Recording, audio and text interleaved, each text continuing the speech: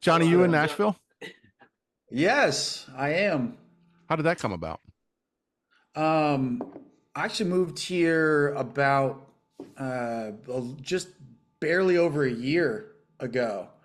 I'm loving it right now, and I'm Right I'm now. literally oh yeah right now. Things may, So yeah. far, I'm on good terms with the city and the people here, and yeah, I'm building a studio out here behind my house. I converted like a two-car garage. It's like 720 square feet into a studio space. So that's been my big project lately while I'm home, and I'm loving it.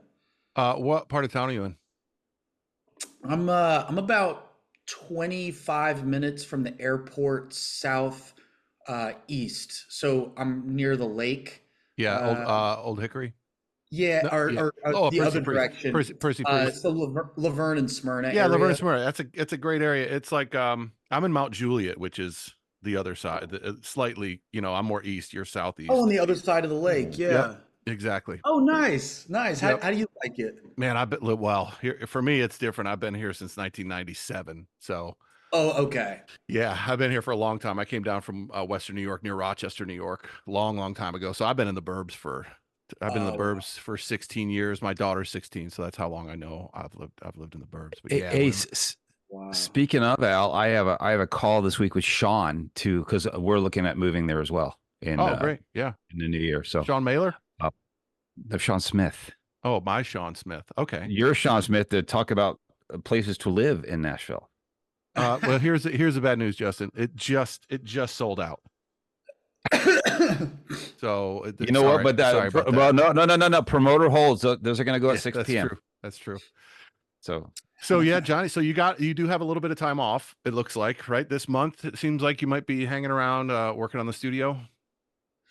Yeah, so I'm actually going back to my hometown in like 2 days, San Antonio, for my buddy's like 40th birthday, and then I'll be back in Nashville for like 2 weeks. We're gonna be recording for a week with this producer Nick Raskulinecz. He did like Sure. oh yeah, Foo yep. Fighters, Queens of the Stone Age, a lot of great people.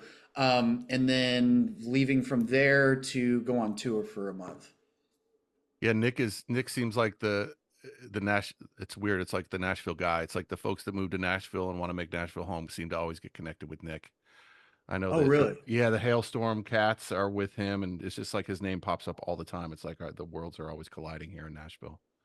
Yeah, that's been the thing I've liked the most is kind of the serendipity of being up here. I just meet a lot of people and Yeah. run into Have a lot of have you groups. have you gone out to any of the local jams and that kind of stuff in Nashville? There's like the loud jams and the rare hairs and all those things. Those things are a lot of fun too. Just jumping up, singing a song, and hopping off, and getting the whole Yeah, community vibe is pretty cool. I've only done one of them. It was called Grunge Night. It Yeah, was at Basement East, and I sang Spoon Man by Soundgarden, yeah, and that was a lot of fun. But it was also very stressful for me because I really have done nothing more for so long that it's just doing other people's music and like a performance setting was just it was weird. I felt like a kid again, like real nervous and unsure I was yeah. gonna go. Yeah, and there's usually a bunch of other artists around. It's like I find like artists can perform for crowds, of fans, Yeah. but then all of a sudden you put them on stage with their peers. It's like it's a wholly totally different level of nerves. Oh yeah, Yeah, for it's a real. weird Yeah. phenomenon. Well, Uh, welcome to Nashville, man. We're glad you're here. Well, thanks, man. Yeah, Glad to be yeah, and here. welcome to Making Waves yet again. We've had you prior, I believe. Yeah, it's good to be Yeah. back. And yep. so let's talk stuff about nothing more, man. Carnal came out back in midsummer, beginning of summer. End of June. Yep.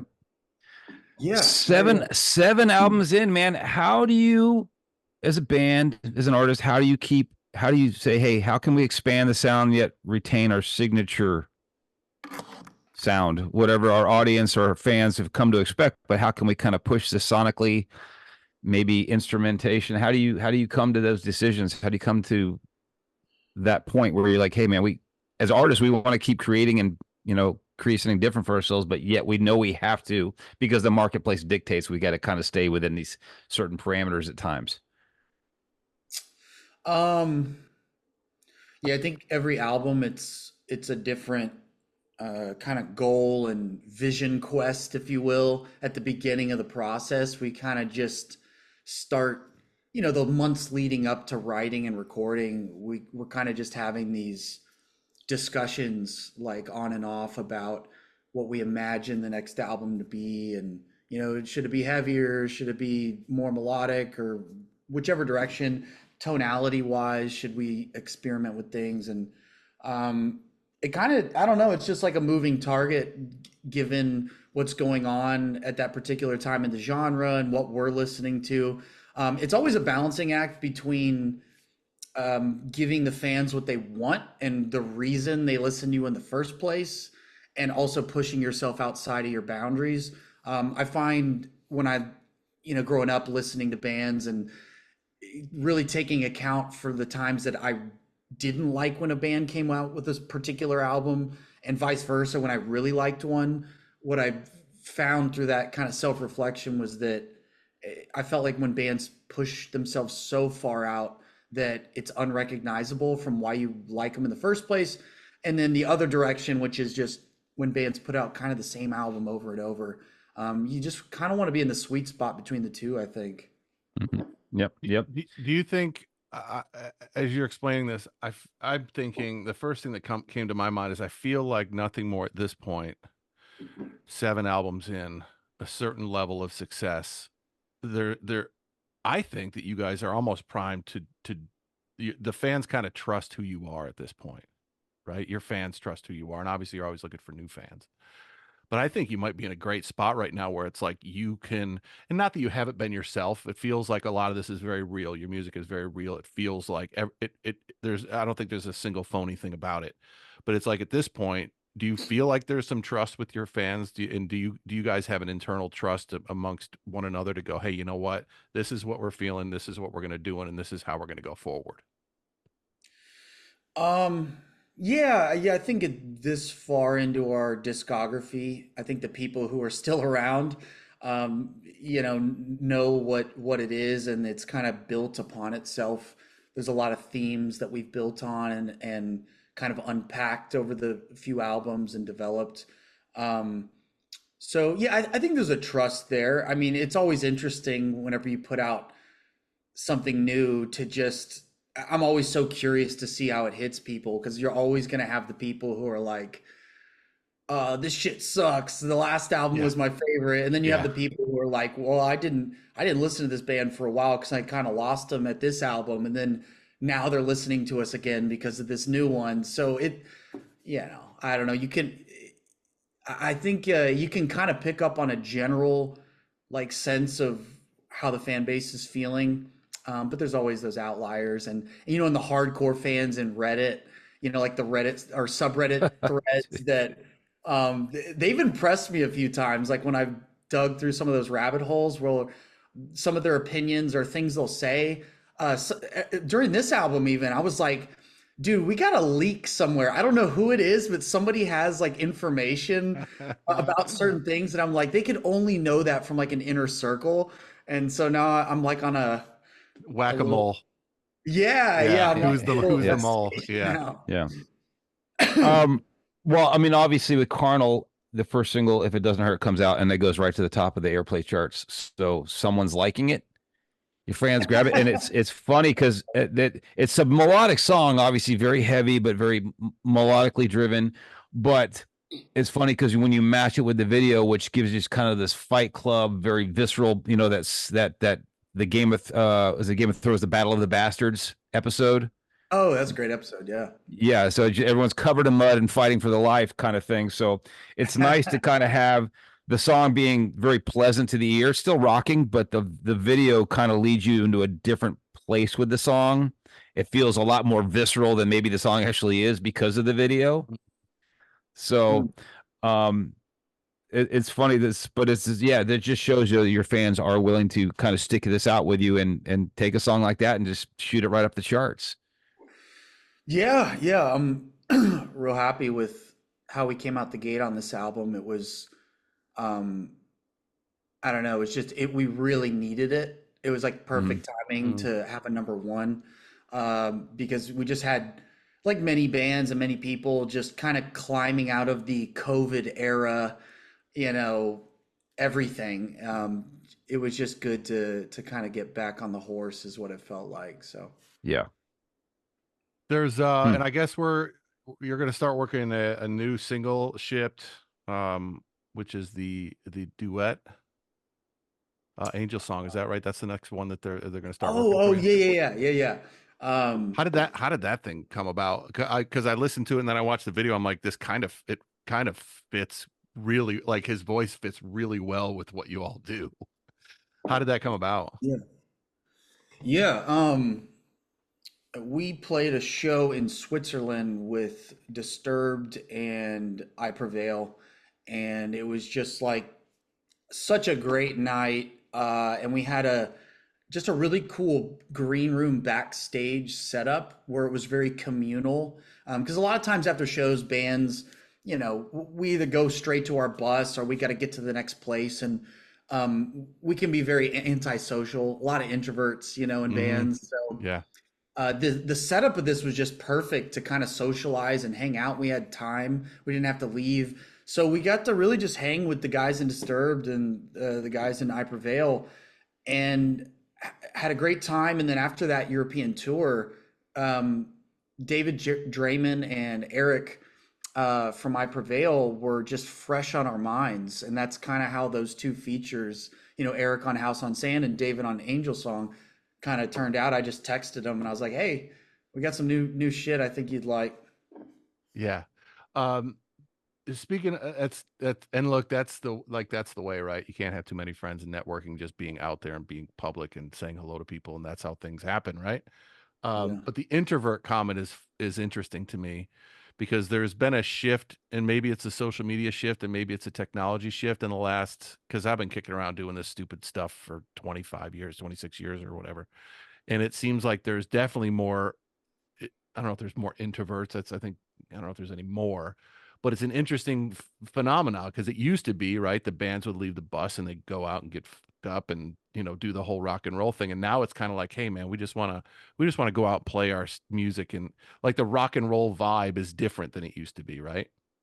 Yeah, yeah. I remember being a bit disenchanted when I started going on these bigger tours. And when you're a kid and you have stars in your eyes and you kind of see the what you think is like sex, drugs, and rock and roll, right? And you go on tour and like everybody's fucking lame and boring, and you go, "What is going on?" I remember being on tour and just being like, "Where the fuck is everyone? Like, what are they do?" Everybody's like going to bed at like bedtime, and nobody's, obviously I've over the years now, like I get it. In time, it can be very tiring. You can't party all every day and all night. That'll catch up with you, but still, that spirit of rock and roll. Sometimes I feel like it needs to get woken up, and you gotta pull it out of people sometimes. I definitely think the introvert extrovert thing is interesting, but I think the introvert thing becomes a sustainability. Nowadays the focus now is on the performance, right? You can no longer sell records at a physical pace like you used to and make your financials there, your Right. merch machine, and the performance matters. And so guess what that means? Early to bed, get some quality sleep, work out, cut back on the booze, more Yeah. water, less everything else. It becomes, Yeah, how are we going to sustain this career? yeah, Because dude, you guys are 20 years into this, man. You guys, nothing more's 20-year-old band. Fucking really? I thought they're just yeah. new on the scene, right? Because you guys stay fresh. Your shows are always energetic. They're very physical. And that ain't happening if you guys are like in Yeah. the rock and roll quote unquote thing, which it does not really Well, as exist soon anymore. as The but rock and as roll thing is it's the people who come backstage during your show. Those are the rock and roll. Those are people keep alive because they're the yeah, ones going. the fans are the rock and rollers now. Yeah. They Yeah. they For real. because they can call in sick the next day. Exactly. Yeah, yeah, yeah, yeah, yeah. True. I mean, I've toured, in those 20 years, we've toured with so many bands, like almost, I mean, you name it, we probably toured with them at some point. And I like to see how different bands operate, in that regard. There's the bands who are just super introverted and also just just non-social the entire tour, and they just kind of hole off. And I like doing that on most nights, honestly. I like to hole off because I just give so much energy during the show that I'm kind of spent. I don't really want to Mm, engage with people or like be super social.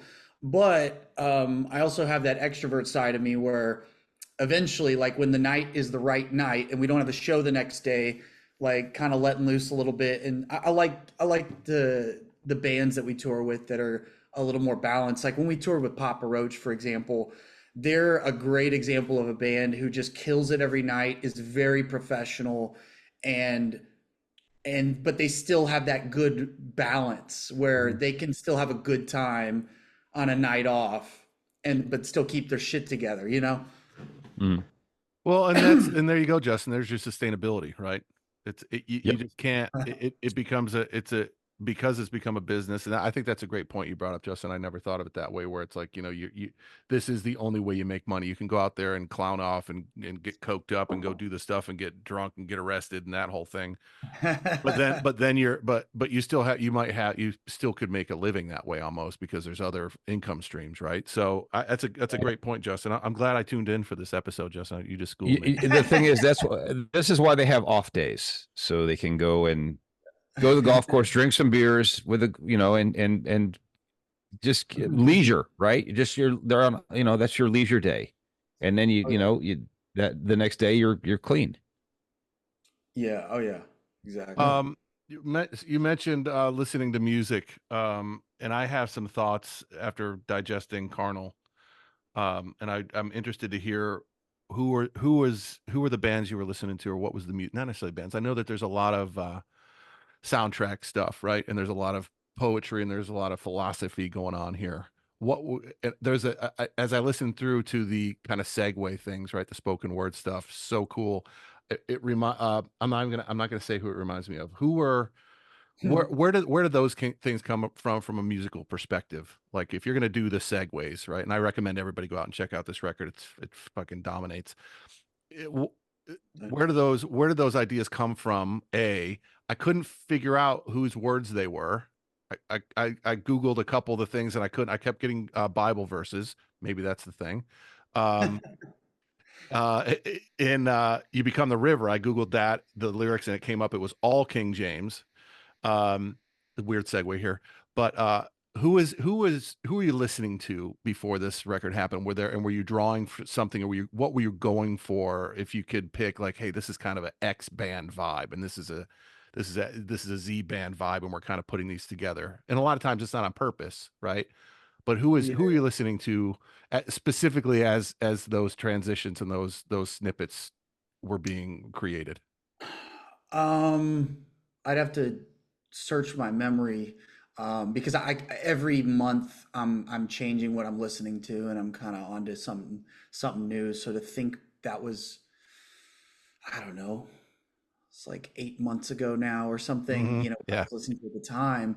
But I could tell you, I'm sure my memory will come up at some point as I'm talking, but I know initially when we created a lot of these interludes on other albums, which is kind of a theme that we've Hmm. carried on throughout the albums with Alan Watts, who's always the spoken word Okay. uh, voice on all of these pieces. We were very inspired by an album by a band called Dredge, like way back in the day. They had this album No. called El Cielo, and it was a very conceptual album, like one of those albums that you could fall asleep to or just go on a long drive at night and just be kind of immersed. It almost takes you into its own world and from start to finish. And it's just a weird world. I just remember falling asleep to that album and being like, whoa, this just took me through these weird little journeys and rabbit holes and transition from song to song. And the entire album was an experience. It wasn't just, singles or whatever. So that was a big inspiration. I'm trying to think. Tool was another good Hmm. example of a band who kind of started doing those kinds of things with their albums conceptually. So those were some of our influences. But at the time, I'm trying to think back. I think uh, I was listening to a band called Nothing But Thieves a lot. They don't really Yeah. have those interlude things though, so I don't know how that translates to that, Hmm. but I was listening to them and what else? I have to dig, man. I was listening to so many things. How do you listen? How do you listen to music? Um, Usually, when I'm driving is probably most of the time, or just with my AirPods when I'm, working out or doing stuff. But a lot of times I'm listening to podcasts more than music Yeah, now, just same, especially same. when I'm on the road because I kind of need a break from music because we're Yeah, doing them, Hmm. day and night. yeah, I hear you. Yeah. Yeah. Because that's an interesting thing. It's like when you're younger and you have less going on, it's like you could sit down. I mean, I would love to, and I think everybody would probably love to do this, where it's like, hey, you know what? It's Friday night or it's Sunday night. It's like let's just have a listening party. Like sit in the living room, right, and with a good system, and just close your eyes and just listen to something front to back. I dream about doing that at some point and setting up my life where I can pull that off.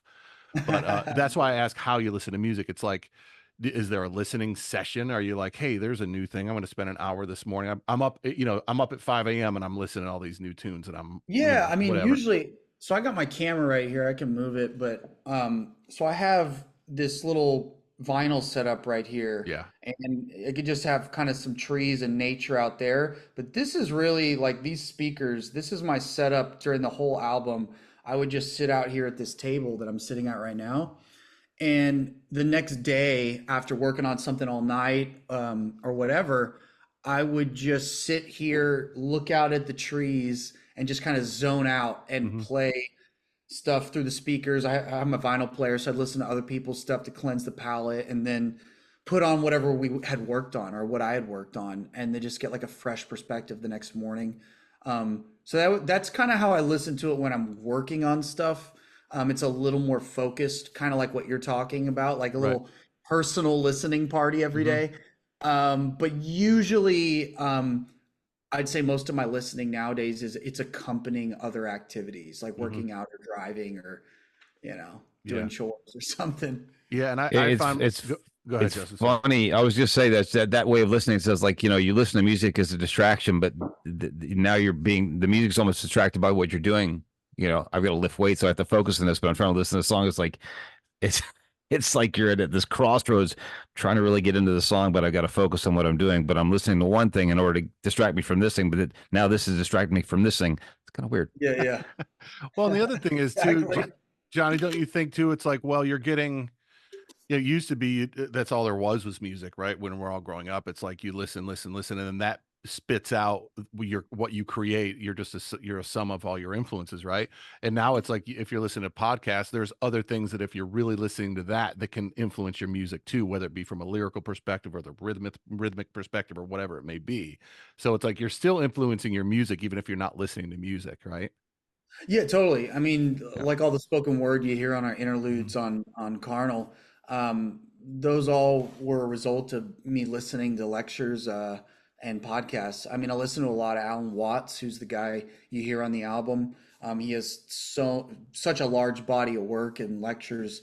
I like going down those rabbit holes, but even like podcasts. So I'll jot down ideas while I'm listening. I'm like, oh, that's an interesting like area I don't feel like someone's really touched on or so it'll spark lyrical ideas.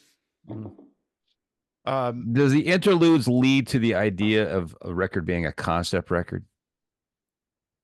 Um yeah, like well usually what happens with us at least is we get the kind of the bones of the album, the meat, which Hmm. is the tracks, the songs, and as we get closer to like 10 to 12 songs, to where they're about 75% done, we kind of know what the heart of it is. We start seeing like some themes or similar things kind of pop up. And then we just kind of thread the needle through those songs with how we work on the interludes and start talking about, well, oh, that'd be cool if we had this lecture by Alan Watts that was really cool about floating down the river and have that literally go into the song down the river. mhm. There was like these thematic connections that we'd start sewing together. And then we'd play around with the order, like 10 different times and listen through the whole album and go, yeah, I was really engaged. And then halfway through, I like lost the thread because this song should be later. And, you know, we just go through that process and have so many different versions of the album before we get to the final one. And then when we get to the final one, yeah, it ends up being a body of work that we start building artwork around and themes, and then it becomes a concept, you know. Yeah, because that used to be such the dirty word concept because now it doesn't feel like any song is a standalone, right? You can't have a single if it's a concept record because it takes you out of the narrative and flow of the record. But bands like, you know, Mastodon, everything have turned that now on its head, and people are actually into that because now I'm engaged in this record. That's the problem with these standalone single albums. Sometimes like every song's different. That's great. It keeps you, you know, oh, that's or you know, they're like there's the single, right? So you buy the album, but when you nowadays it's like there's this it seems to be this school of thought like you're either just into pop music and you like the 3 minutes and then you're done, or you're the kid that's now going and discovering vinyl, which is a commitment to an hour of music if you're buying vinyl, right? You can't skip it. You got Yeah. to get out of your chair to go turn it over, so you just leave it on and you stick it out. So Right. it's funny how that modern rock bands, I consider you guys still modern because you're still relevant, you're out there playing, you're filling halls.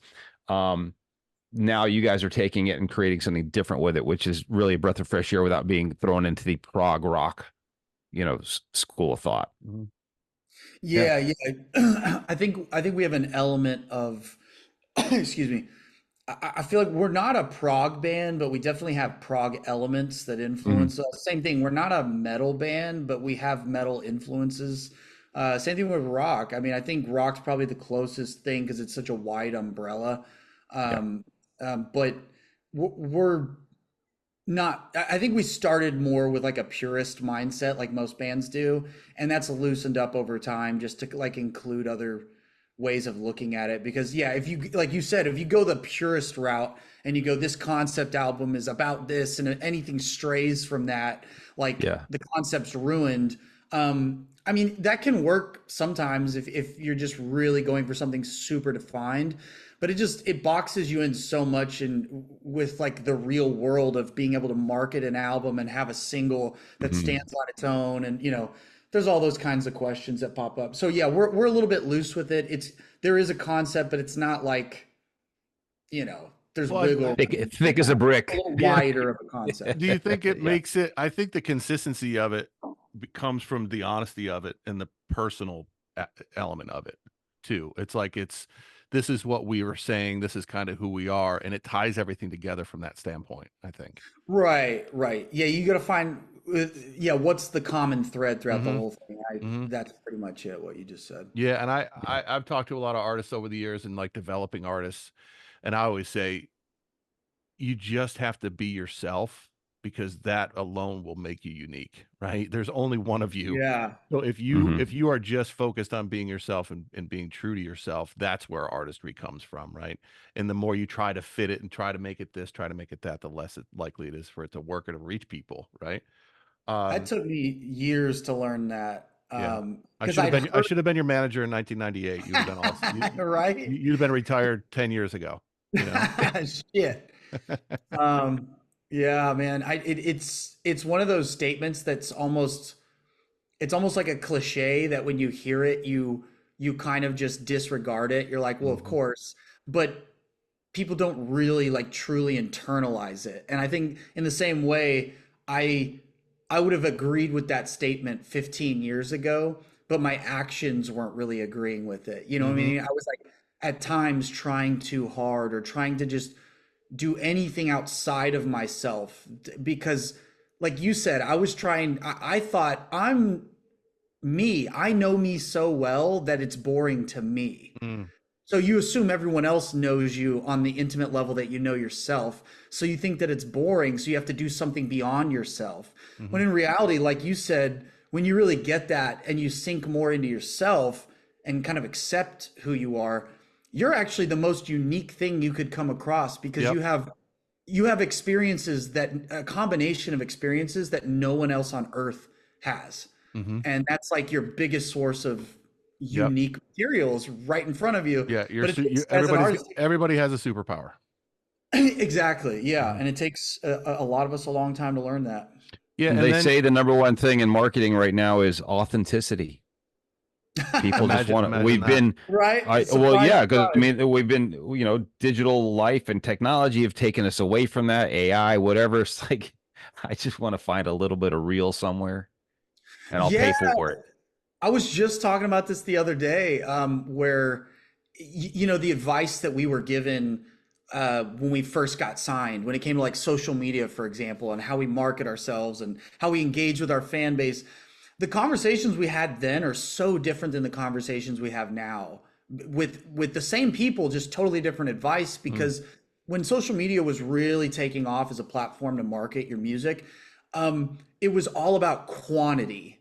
It was like just out quantify the other bands and the other people out there because you're fighting like this sea of noise, and you would just get bumped up to the top of the algorithm if you had quantity. Now it's the opposite. It's quality. Like everyone's broadcasting all the time. So quantity doesn't change anything.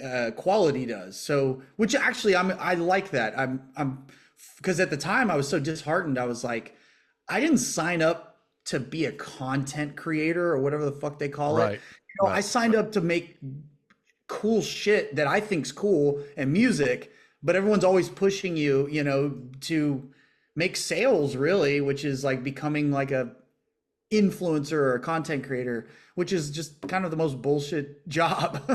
I want to make Hmm. music. Yeah.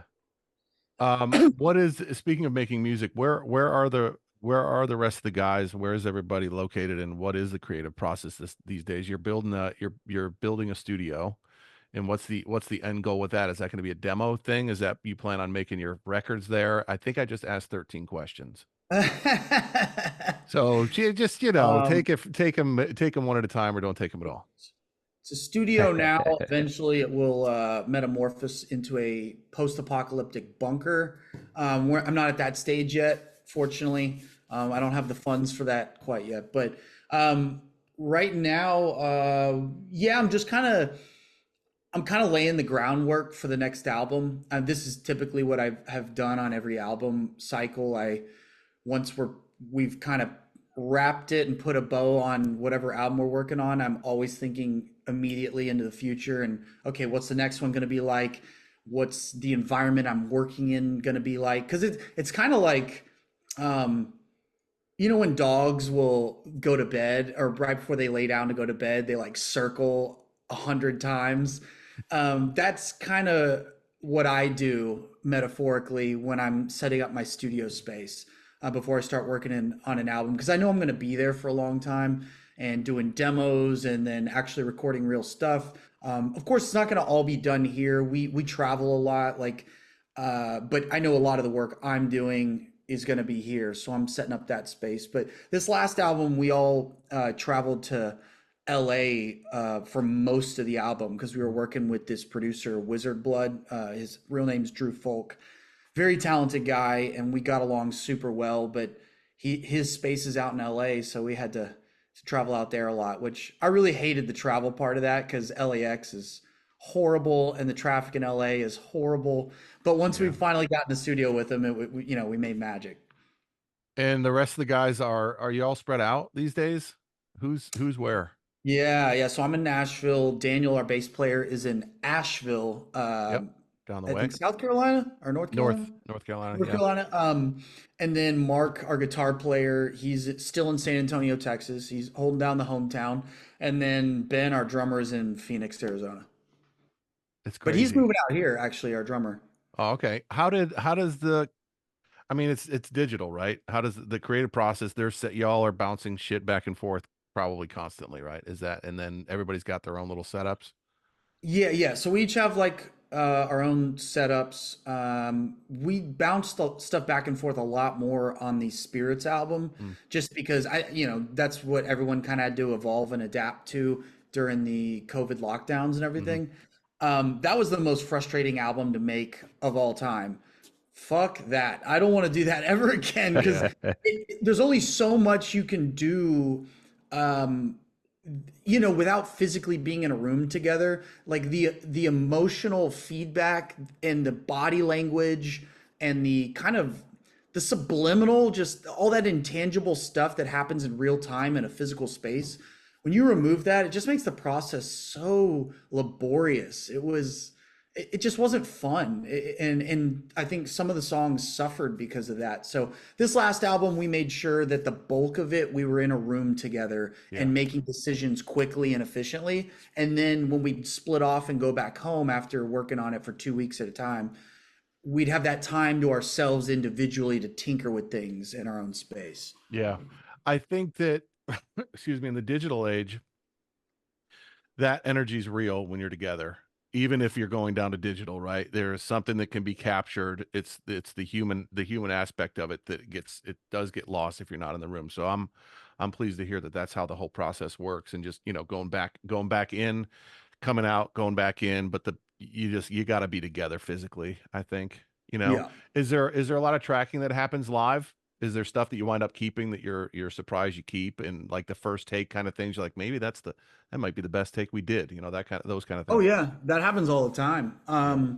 I know on this latest album, Carnal, um, the song "Down the River," Mhm. uh, all of those vocals were done in like one take the first time. Mm. Like maybe there was a second take on some of the lines, but I literally was just it was a demo vocal. I literally was holding a microphone.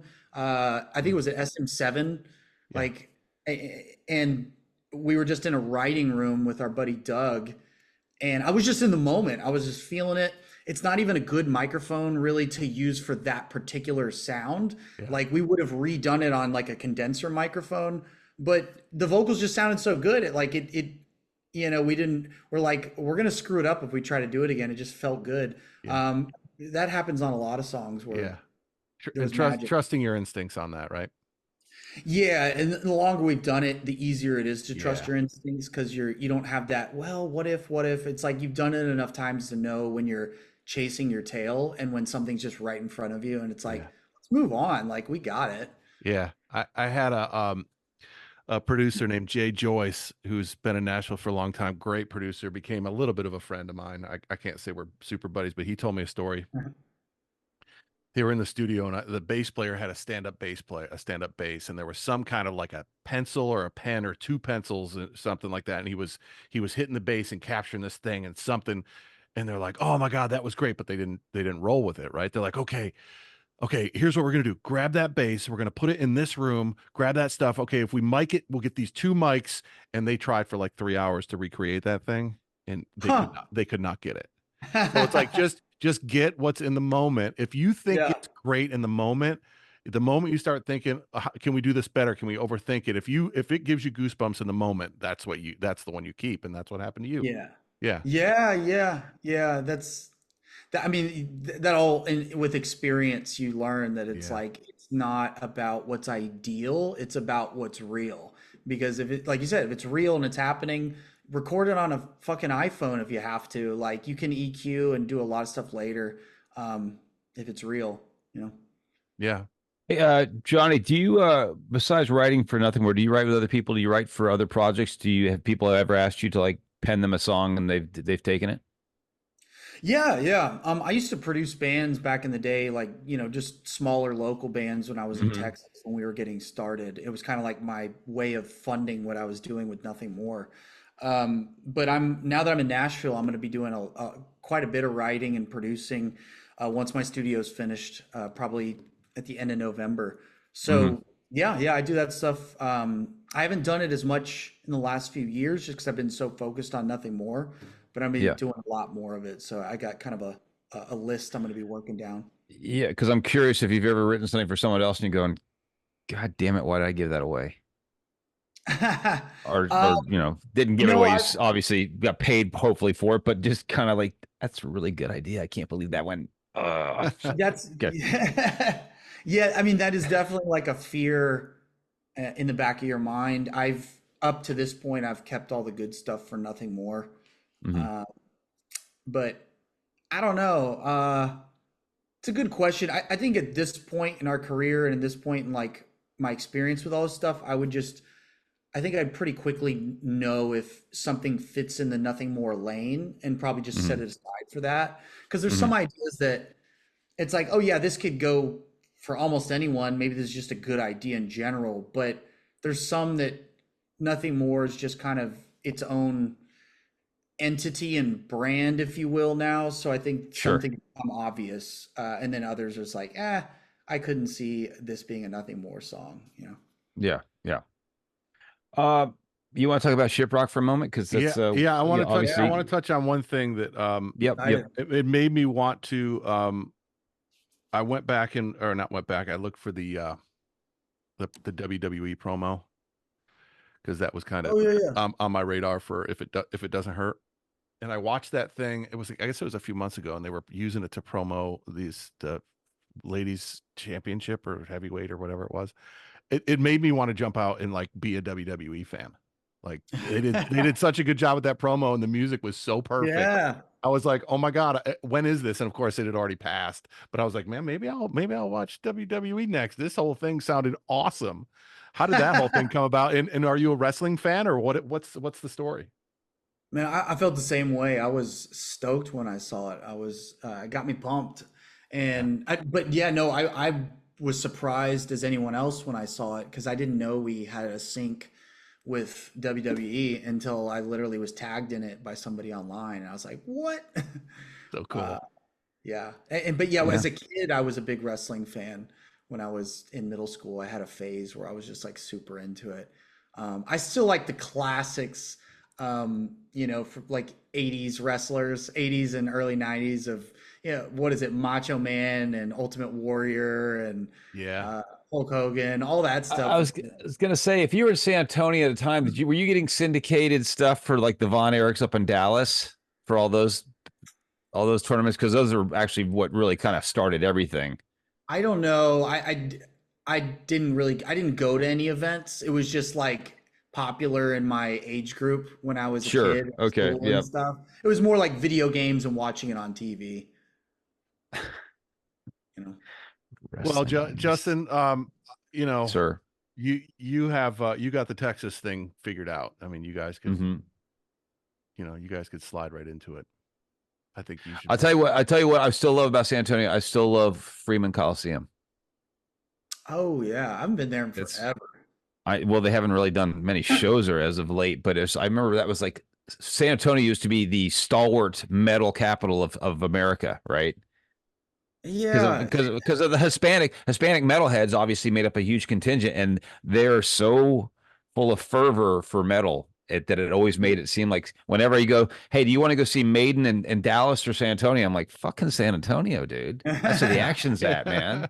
Oh So yeah, yeah. yeah, dude. So I remember Freeman just because I think the first time I ever went down there, man, I was just thinking about it. I was like, because I went and saw Maiden, Fastway, and Saxon, and it was Oh just wow. like, fuck.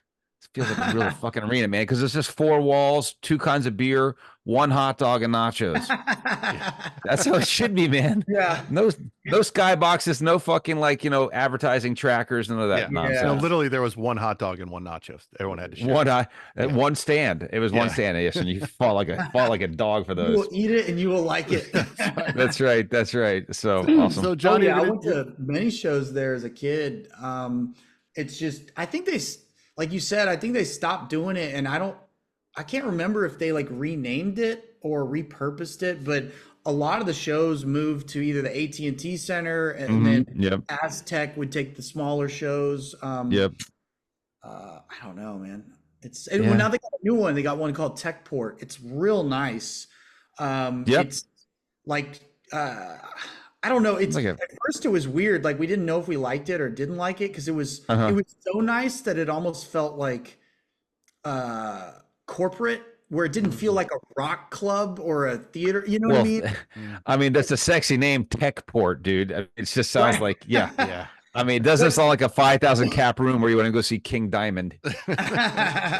So, yeah, they literally told us, and I'm not throwing them under the bus because there's great people that work there, but and we'd love to go there again. But the first time we played there, I think a lot of the staff had never really worked at a rock show. Like they were Yep. used to working corporate events or pop events, but they're like, oh yeah, you can't take alcohol backstage. I was like, wait, come again? Like, we're a Yeah. rock and metal band, right? Like, Yeah. no, I'm bringing this bottle of Jack here. Like, it's gonna happen. Like, it's just a matter of How? whether I Yeah, sneak it in or yeah, not. that's Yeah. right. Yeah. Yeah. Yep. So you Anyway, ready? You're busy in September, it sounds like, and then you're busy. Actually, you're busy the rest of the year, and then while you're gone, somebody's going to be building your dream studio. Actually, it sounds like you're going to come home. You're going to come back in November Well, and finish it up, huh? a little bit of both. I have a general contractor that's helping me get a lot of the bulk of the projects done, but I'm taking on a few projects myself. I did all the my girlfriend helped me. She's very helpful, and I did all the trim myself. I'm going to be doing an epoxy floor myself. And then my neighbor's helping me. I'm going to be doing the siding. So I'm cutting off some of the big ones just to, that stuff starts adding up and get to kind of, do it exactly how I like it. But a lot of the other projects, it's kind of a mix of the two. Yeah, that's exciting. So then after all of this, you're going to be ready for a vacation, it sounds like. a working Actually, vacation. I just went on a vacation for the first time in like a long time, and I made the mistake of I took my girlfriend to Nicaragua, and we went out to. I mean, it was beautiful, amazing jungle house that a friend of ours and also this lady who owns this company called Cursed Cosmetics, who's going to be doing a new body paint line for me. She Hold had this. on. Hold on. Back it up. What? Yeah, so you know how I have body paint on stage? Yeah. Okay. Yes. Yes. Okay. This Okay. I got company it now. called Curse Cosmetics is basically making a body paint line that's like a Nothing More branded body paint and like stuff for fans. And this lady, she's like, "Hey, I have this jungle house in Nicaragua and yada yada, and y'all can go out there and check it out." I was like, "Hell yes!" We went out. It was absolutely gorgeous and beautiful, but I didn't realize like how hot it was gonna be in July, and it was an eco house, so there was, no air No ace. conditioner, like No mod breeze. cons. Yeah. Yeah, so it was an amazing vacation, but at the same time, it was very very warm at the time of year that we went. So I'm We about. How is Nicaragua these days? Sandinistas walking around with submachine guns. What's going on down there? Yeah. There were like some officers who had like some rifles like on the side of the road and shotguns. I got pulled over once. I had to. I know as they work on the bribe system pretty much. So I had a guy Sure. Welcome. with a rifle and Man. with a ski mask on, and then the other guy who was just like the police officer.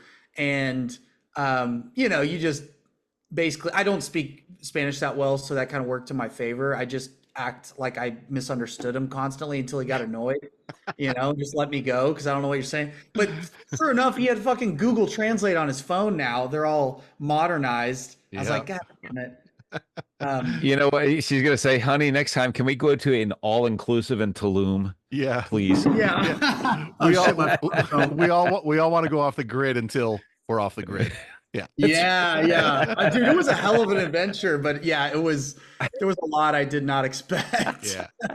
Welcome to paradise, darling. So what Yeah, we'll yeah. what we'll try to do is take better care of you than that on Shiprocked here in January, and we're excited to have Oh you yeah. for sure. We're looking forward to it so Have much. you checked out the lineup? Is there any bands you want to see while you're on board? Dude, my memory is like a seventh grade stoner's memory. I did look at it, but I need to look at it again to have it fresh. So I know this is so unprofessional. I'm looking it up right now. You're on Making Waves podcast. We never claimed to be professional. Okay. I remember looking and being stoked, but we've just had so many festival announces lately that Yeah. I'm pretty sure I've gotten them all mixed up. Let's see. Oh shit. The Struts. Yeah. Nothing more is No. there. Yep, I know that's surprising. Nothing more's on there. Can you believe Fuck it? Yeah. Yeah, we're going. Yeah, definitely gonna check them out. Front row seat, actually a stage seat.